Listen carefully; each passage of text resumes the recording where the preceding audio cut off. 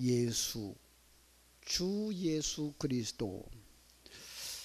그 예수님이라고 하는 놀라운 이름이 여러분의 귀에 들릴 때 여러분은 어떤 감동이 있습니까? 피 묻은 십자가의 복음에 빠지라 라고 하는 설교집을 쓴 목사님이 계셨습니다. 큰 교회를 목회하지는 않았지만 십자가의 보혈에 젖은 그의 설교를 사랑하는 성도들과 그 탄탄한 교회를 세우신 목사님입니다. 기억하실지 모르지만 열린교회의 김남준 목사님입니다. 그분의 설교는 그렇게 큰 소리를 내지도 않습니다. 그분의 설교는 그렇게 간단하지도 않습니다. 때로는 아주 길게 말씀 가운데서 이끌어가는데, 그런데 교인들은, 성도들은 그 예수님의 은혜 속으로 들어갑니다. 그분이 설교하면서 이런 얘기를 했습니다. 그런 설교 속에서 예수님이라고 하는 이름만 불러도 가슴이 뜨거워지는 시절이 있었다고. 그런데 지금은 그 감격이 사라져가는 것 같아서 그 은혜를 회복하려고 몸부림친다고 고백을 했습니다. 우리가 언제나 부르는 그 이름, 예수, 하나님의 아들, 독생자, 주여 믿습니다 고백할 때 그분과 나는 어떤 관계가 있을까?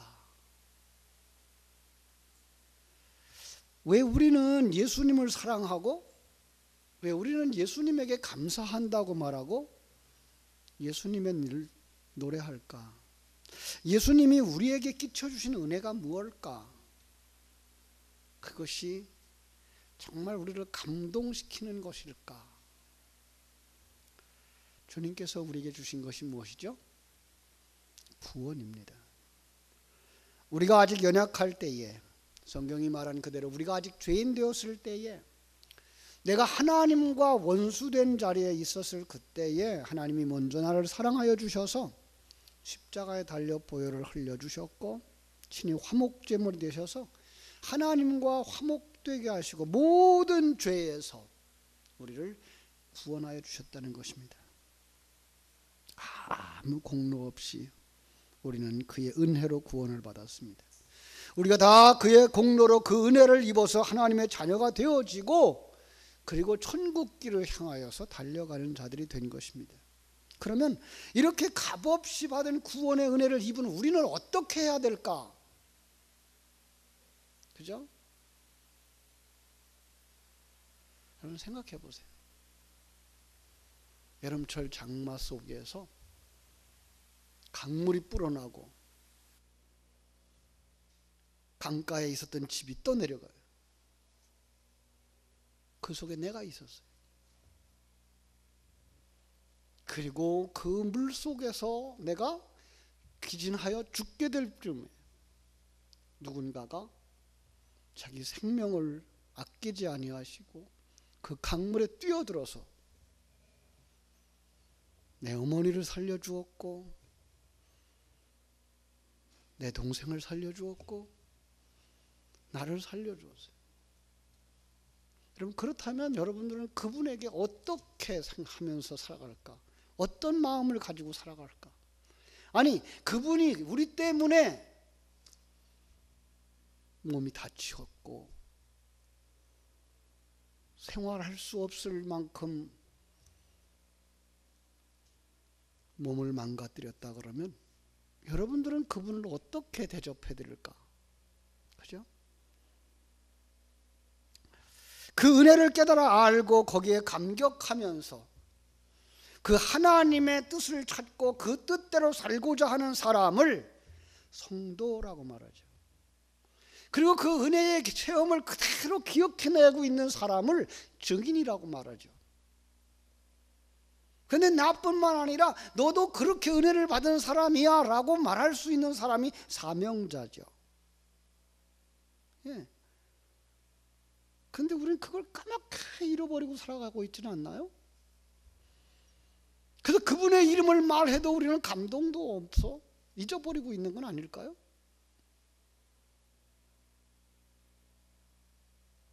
정말로 우리의 마음속에서 이제는 그분을 위하여 내가 어떻게 살까? 그분을 위하여 무엇을 해드리면 좋을까? 아침에도 그 생각, 점심때도 그 생각, 저녁 때도 그 생각, 매일 매 순간이 그 생각으로 가득 찬 사람, 그 사람이 거듭난 사람, 그 사람이 은혜 입은 사람, 그 사람이 은혜를 아는 사람 아닐까요? 여러분, 그 사람에게 사명이 있는 거야. 성경은 그 사명을 이렇게 말합니다. 베드로전서 2장 9절. 베드로전서 2장 9절. 오직 너희는 택하신 족속이요 왕 같은 제사장들이요 거룩한 나라요 그의 소유된 백성이니 이는 너희를 어두운 데서 불러내어 그의 귀한 빛에 들어가게 하신 자의 아름다운 덕을 선전하게 하려 하심이라. 내가 받은 구원의 감격에 빠져있는 사람, 그 구원의 생명을 가지고 그 향기를 드러내며 진리를 전하고자 하는 그 사람, 그게 바로 주님이 원하시는 사명이라는 거죠. 그리고 자기가 어디에서부터 와서 지금 여기까지 왔는지를 아는 사람의 삶 그 자체를 아는 사람을 증인이라고 말하는 거죠. 그 사람은요, 그 은혜를 잃어버릴 수가 없어요. 그 은혜를 잃어버릴 수가 없어요. 터치전도는 바로 이런 부분이에요. 하나님이 바라고 예수님이 먼저 본을 보이시고 그리고 이제 예수님이 이 땅에서 승천하시면서 마지막으로 분부한 그 복음의 전파, 그 사명, 실질적이고 충실하게 감동하는 것이 성도의 삶이라고 하는 것을 되짚어보고 거기에 불을 붙이고 거기에 생명을 불어넣고 그래서 우리를 하고 움직이게 하는 것, 이게 터치전도예요. 여러분, 생명 있는 사람은 어떻게 되죠? 움직이게 되어 있어요. 그죠? 강물이 흘러갈 때 거기 지푸라기는 그 강물이 흘러가는 대로 내려가지만 작은 피레미는 그 물을 거슬러 올라가요. 왜? 생명이 있어서. 생명이 있는 자는 시대의 흐름에 따라서 세상이 가는 곳으로 가지 아니하고 거슬러 올라간다고, 자라난다고요. 새로운 기술을 배우고 새롭게 성숙하고 발전한다고, 살아있기 때문에. 그러나 죽어있는 자는, 병들어 있는 자는 그걸 못하는 거죠. 그렇죠? 우리 교회는 바로 이렇게 살아있는 사람, 건강한 사람으로 변하자고 지금 몸부림치고 있는 겁니다. 증인의 삶을 살자고 몸부림치는 겁니다. 터치전도는 바로 이렇게 증인이 가져야 될 것이 무엇인가, 사명자의 그 사명이 무엇인가를 인식하기 위해서 몸부림치는 겁니다. 전하기 위해서는요, 내가 무엇을 가졌는가를 되짚어 봐야 돼. 내 속에 생명, 예수 생명이 있느냐? 정말 내가 구원의 감격이 있느냐? 이 구원의 감격이 얼마나 큰 것인지 아느냐? 그것을 남에게 전하려고 그러면 무엇부터 전해야 될까? 그걸 하나님의 말씀, 진리라고 말하는 거죠. 성경에서는 주님이 오시는 날까지 우리가 반드시 지켜야 할 것 두 가지를 명령하고 있습니다. 고상한 말로 말하면 문화명령과 복음명령입니다. 문화명령 그러면 우리는 창세기 1장 28절을 생각하시죠? 뭐라 그랬어요? 생육하고 번성하여 땅에 충만하라, 땅을 정복하라, 모든 생명을 다스리라.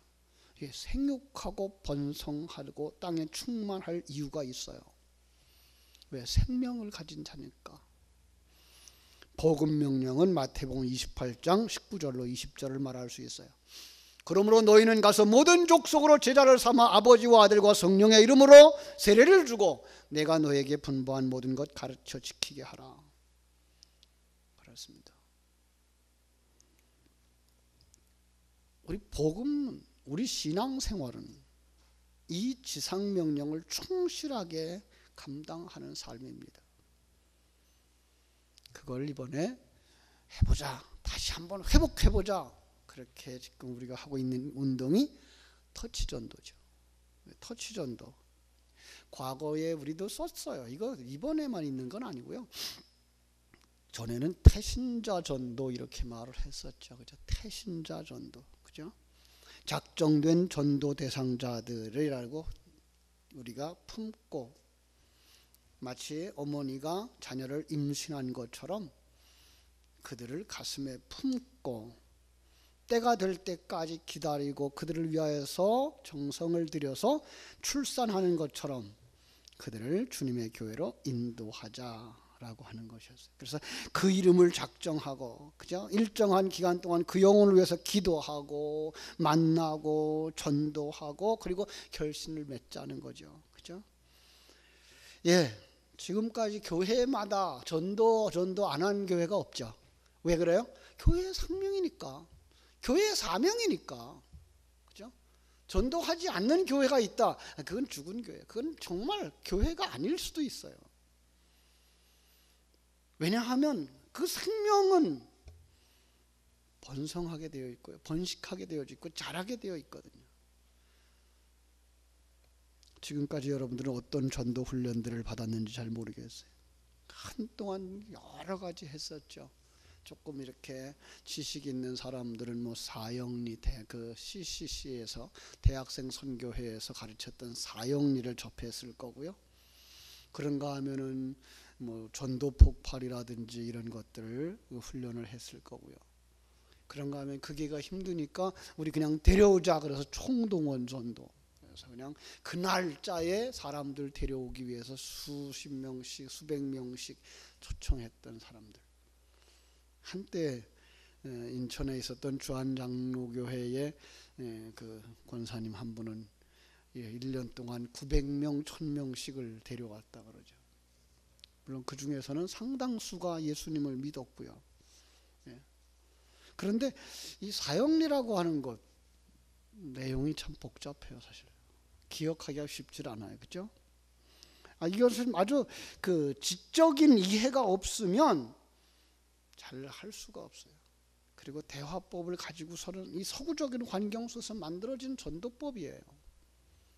그래서 그대로 시행하고 계속 전도의 열매를 맺기들이 쉽지를 않았죠.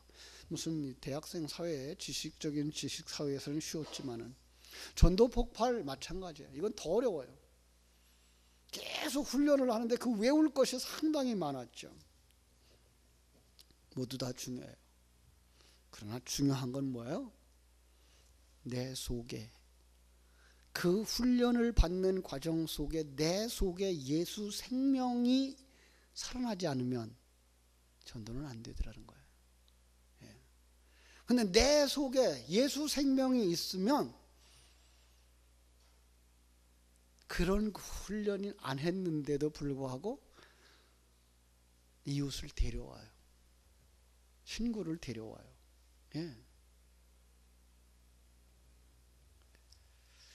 이번 터치전도도 그냥 한 번 데려오자, 그날 한 번 교회 가자, 이거 전도 아닙니다. 우리는요 그냥 거기서부터 벗어나서 성경적인 원리에 충실하고 생명 원리를 따르고 문화 명령을 따라서 각자 자기의 삶의 현장 속에서 책임 있게 사람을 지속적으로 만나고 그들에게 예수 생명을 흘려 보내주어서 그들이 살아나게 하자라는 운동입니다. 조급하면 안 됩니다.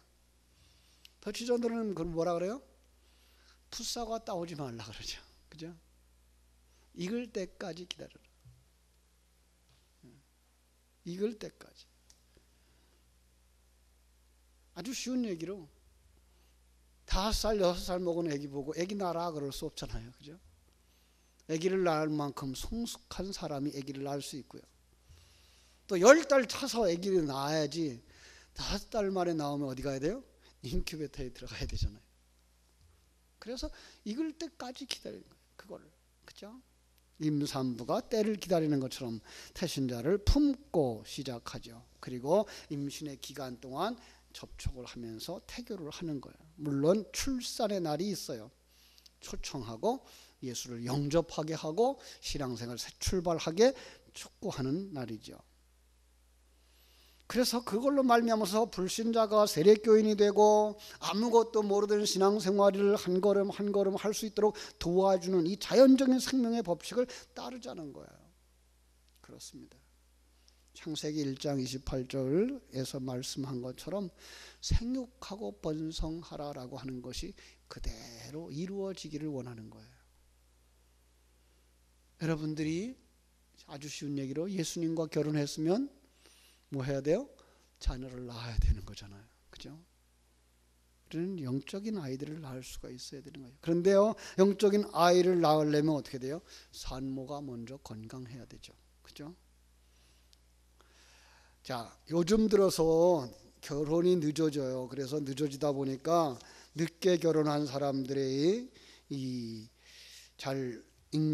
불임이 늘어나죠. 잉태가 잘 안 되어지는 상황들이 되어져요.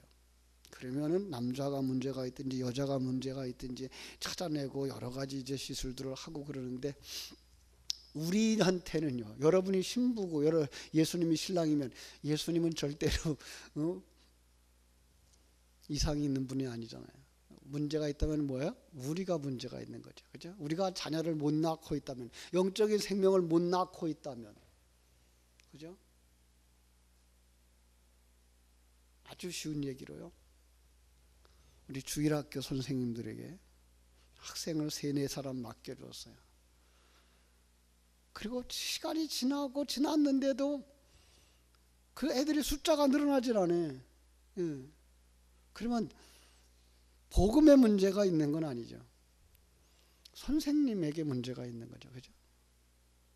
선생님은 거기서 애들을 또다시 전도하고 또다시 만나는으로 말미암아서 그 그룹이 많아져야 되는 거죠. 이건 정상적인 거예요. 활동하는 기관들은 항상 번성하게 되어져 있어요. 교회도 마찬가지예요. 정말로 예수 생명을 가진 교회, 예배가 살아있고 기도가 살아있고 성도들의 삶이 살아있는 교회, 숫자가 줄어들면 이상한 거죠. 그죠? 그것은 번성하게 되어져 있어요. 그런데 늘어나지 못하면 여자들에게 문제가 있다고 그러는 것처럼 우리에게 문제가 있는 거예요. 우리 신학교를 졸업하기 전에 아주 그 교수 가운데 한의사를 아시는 분이 있어서 한의사를 초청해서 강의를 들은 적이 있는데, 그분을 통해서 이렇게 얘기를 하는데, 자녀들을 언제 가지는 것이 가장 좋을까? 언제 가지는 것이 가장 좋을까? 몸도 마음도 영적인 삶도 건강할 때 가져라. 그렇게 얘기를 하더라고요. 술 취하고 술 취한 중에 아기를 가지지 마라. 너무나 피곤해 지쳐 있을 때 가지지 마라.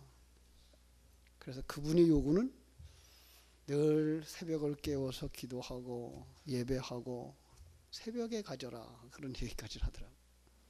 젊었을 때 가져라, 그런 얘기를 하고 있고, 그 다음에 아주 중요한 얘기를 하나 가르쳐 줬는데, 100일이 될 때까지 애를 흔들지 말래. 애기 그 어머니의 그 몸에서 나오면서 머리가 움직여졌기 때문에 그 머리랑 그 속의 뇌가 정상적으로 회복되어질 때까지 너무 흔들면 안 된대. 흔들면 안 좋다 그래요. 그런 얘기들을 한 적이 있어요. 어쨌든 이렇게 아기를 가지기 위해서 어머니들은 상당히 많은 것들을 알아야 되고, 그리고 실천해야 되는 것이 바로 우리 터치전도가 준비해가는 과정인 거죠. 그리고 출산의 시간이 다가오죠. 작정된 태신자는 그가 교회에 출석해서 결신할 때까지 지속적인 사랑과 섬김을 해야 되는 것입니다. 태신자 전도는 하나님의 뜻을 깨닫고 나의 생활을 가꾸어 가는 것입니다. 자, 오늘 본문은요, 바로 그런 부분에 있어서 우리의 관심사가 어디에 있어야 하는가, 그리고 어떻게 우리가 그들을 도울 수 있는가라고 하는 중요한 부분을 우리에게 제공해 주고 있어요. 그죠? 하나님의 자녀가 되는 것은 오늘 여러분들이 가지고 있는 것을 나누어 줄 수 있는 사람들이 되어져야 되는 거예요. 그죠? 오늘 34절 한번 보겠습니다. 예수께서 나오사 큰 무리를 보시고 그 목자 없는 양 같음으로 인하여서 불쌍히 여기사 이에 여러 가지로 가르치시더라. 제자들은 쉬고 있는데 관심이 없어요. 그런데 예수님은 목자 없는 양같이 유리하는 무리들을 바라다보고 불쌍히 여기시고 그를 가르쳤다라는 거예요. 왜 제자들은 이걸 깨닫지 못한다고요? 제가 늘 얘기했어요. 복음서는 언제 완성되어져요? 사도행전 2장이 넘어서면서 완성된다고요. 사도행전 2장이 나오기 전에 제자들의 모습은 성령 받은 제자들이 나타나는 게 아닌 모습으로 나타나기 때문에 이렇게 알지 못하는 거예요. 그래서 예수님 기도할 때도 졸고 있고요. 예수님은 불쌍히 여기고 민망히 여기고 전도하러 나가는데 이들은 잠들어 있고요. 딴청하고 있고 그러는 거예요. 근데 성도들은 그러면 안 되는 거예요. 그죠? 불신자는 참 생명이 없는 사람이죠. 영적인 실상을 볼 수 없어요. 그런데 주님은 어떻게 됐어요? 주님은 그게 보여요. 예, 하나님은 그게 보여요. 오늘도 예수 생명을 가진 여러분들이 그게 보여야 돼요. 그들이 가지고 있는 부귀 영화, 물질적인 것, 그리고 세상의 이 것들을 보는 게 아니라 그 사람 속에 예수 생명이 없기 때문에 유리하고 방황하는 그들의 그 불쌍한 속사람 영혼의 모습을 볼 수 있어야 돼요. 자, 그것을 보지 못하는 사람들, 줄 것이 없는 사람들, 그죠? 줄 것이 없는 사람들 어떻게 하자 그래요? 가서 사 먹고 오게 하죠, 그러죠. 굶주릴 무리를 보고서 제자들은 흩어보내서 각자 알아서 해결하게 하죠. 그래요. 예수님은 뭐라 그래요? 너희가 먹을 것을 주어라 그래요. 너희가 먹을 것을 주어라. 여러분 줄 거 있어야 돼요. 최소한도 뭐가 있어야 돼요? 물고기 5, 물고기 5이 아니구나. 보리떡 5, 물고기 2마리는 있어야 돼요. 그죠? 하나님은 그 작은 것도 유용하게 활용하시는 분이라는 사실을 믿는 믿음이 있어야 돼요. 여러분 속에 난 그거밖에 없어. 난 할 수 있는 게 그거밖에 없어. 하나님은 그것도 쓰신다는 사실을 여러분 아시고 그것 가지고 만나셔야 돼요. 예. 나는 실력도 없고 말주변도 없고 그러나 하나님 뭐라고 말씀하세요? 너의 생애에 하나님이 주신 것 있잖아. 조그마한 것, 평범해 보이는 것, 그것 하나님께 드려라고 말씀하시는 거예요. 왜요? 내 생명의 모든 것 하나님 것이니까. 내게 있는 모든 것 하나님 지으신 것이니까. 재능도 하나님의 것, 시간도 하나님의 것, 물질도 하나님의 것, 내 가정도 하나님의 것. 여러분 그 믿음이 있습니까? 그것 가지고 시작하시라고요. 그것 가지고 친구를 만나시라고요. 그리고 하나님이 그 전능하신 하나님이 나와 함께 있다는 사실을 가지고 그것 나누시라고요. 그러면 그때에 하나님이 뭐예요? 오병이어를 가지고 5,000명을 배부르게 먹이시는 기적을 베푸시듯이 여러분들이 주님의 손에 붙잡힌 바 되어져서 나가서 그 일을 하시기만 하면 하나님이 일하시겠다고 말씀하고 있는 것 기억하시기를 바랍니다. 사람들은 뭐라 그래요? 전도에 미련한 것이래요. 근데 하나님은 어떻게 하신다고요? 전도에 미련한 것으로 사람들을 구원하시기를 기뻐하셨다라고 말씀하고 있어요. 그래서 하나님의 능력을 통해서 다 배불리는 역사, 풍성히 거두는 역사, 이번 터치전도를 통해서 여러분 속에 있는 생명이 정말 얼마나 살아있는가, 그 어떻게 활동하는가 여러분 실제로 체험하는 기간이 되어지기를 바랍니다. 금년에 한 사람도 못 데리고 와도 괜찮아요. 한 사람도 정도가 안 돼도 괜찮아요. 그러나 소중한 건 뭐예요? 여러분 속에 그 예수 생명이 움직이게 되면 시작하면 돼요. 그러면 내년에도 할 수 있어요. 10년 후에도 할 수 있어요. 아니요, 우리는 계속해서 내 생에 다 할 때까지 이 일을 할 거니까요. 이 생명 있는 사람들의 삶이에요. 예. 이것은 누가 해라 하지 말아라가 아니라 이건 하나님의 생명을 가진 사람들은 반드시 할 수밖에 없는, 그리고 열매를 맺게 되는 귀한 일의 시작이라는 사실. 그래서 힘들어요. 그러나 주께서 함께 해주실 줄 믿고 나아갈 때 여기에 모든 사람들이 배불리 먹고도, 그죠? 남은 조각이 12바구니예요. 남은 것 12, 그것은 바로 아들들의 양식이었다라는 거예요. 여러분 속에 있는 그 모든 것들이 사람을 살리는 양식이 되어지기를 주님의 이름으로 축원합니다. 기도하겠습니다. 하나님 우리 아버지, 하나님의 크신 은혜와 사랑을 감사합니다.